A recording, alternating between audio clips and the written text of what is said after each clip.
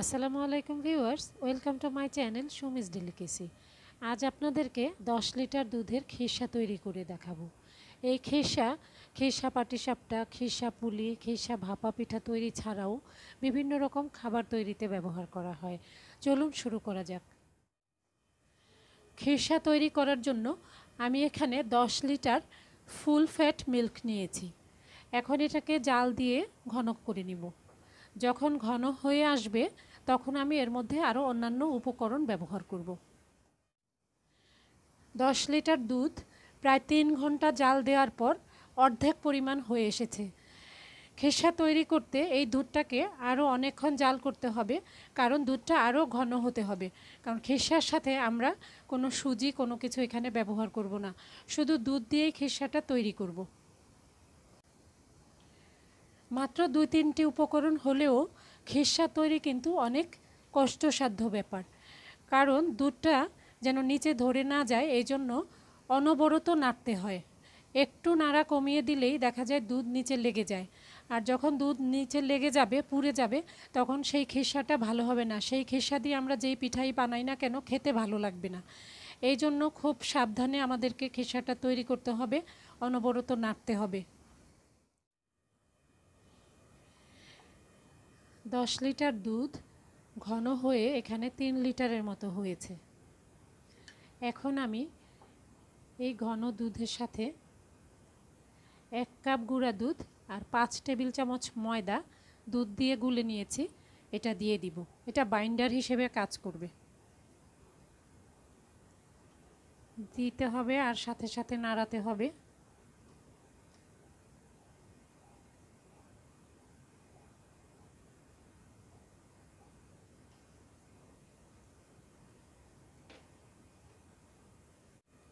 এখন আমি এর সাথে দিয়ে দিচ্ছি 1.25 কাপ পরিমাণ খেজুরের ঝোলা গুড়।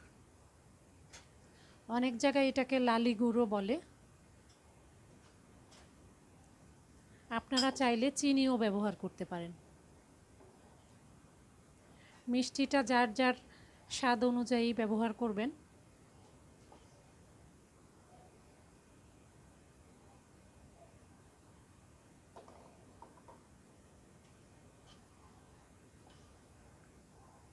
খুব বেশি মিষ্টি দেওয়ার প্রয়োজন নেই, আর খিরসা অনেক কড়া মিষ্টি হলে ভালো লাগে না।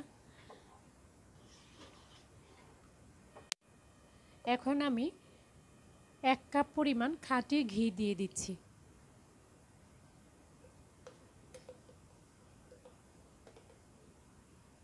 এই ঘি খিরসার স্বাদ বহুগুণে বাড়িয়ে দেবে।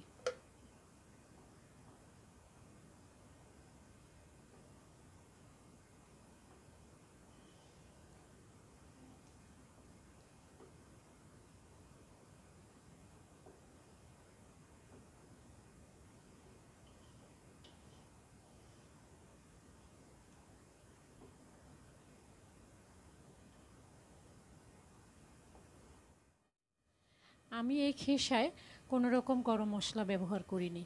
খেজুরের গুড়, দুধ আর ঘি একসাথে অনেক সুন্দর একটা ফ্লেভার তৈরি করবে। আমি এখন এই খিরসাটাকে জাল দিয়ে ঘন করে নিব। এই পর্যায়ে এসে খিরসাটাকে খুব ঘন ঘন নাড়তে হবে, না হয় নিচে এটা লেগে যাবে। নিচে যদি লেগে যায় পোড়া গন্ধ হবে, আর ওই পোড়া গন্ধওয়ালা খিরসা দিয়ে যে কোনো পিঠা তৈরি করলে খেতে ভালো লাগবে না। তাই অনবরত নেড়ে নেড়ে আমরা এখন খিরসাটা ঘন করে নামিয়ে নিব। দেখুন খিরসাটা কি সুন্দর ঘন হয়ে গিয়েছে, আর সুন্দর একটা কালারও এসেছে। আমি এখন এটা নামিয়ে নিব। তৈরি হয়ে গেল খিরসা। এই খিরসাটা খেতে খুবই মজা। বেশি করে এই খিরসা বানিয়ে ডিপ ফ্রিজে সংরক্ষণ করে যখন ইচ্ছা পিঠা বানিয়ে খেতে পারবেন। ভিডিওটি যদি ভালো লেগে থাকে লাইক, শেয়ার এবং সাবস্ক্রাইব করবেন, আর পরবর্তী ভিডিওর নোটিফিকেশন পেতে পাশে থাকা বেল আইকনটি বাজিয়ে রাখবেন। আজ এখানেই বিদায় নিচ্ছি। আল্লাহ হাফেজ।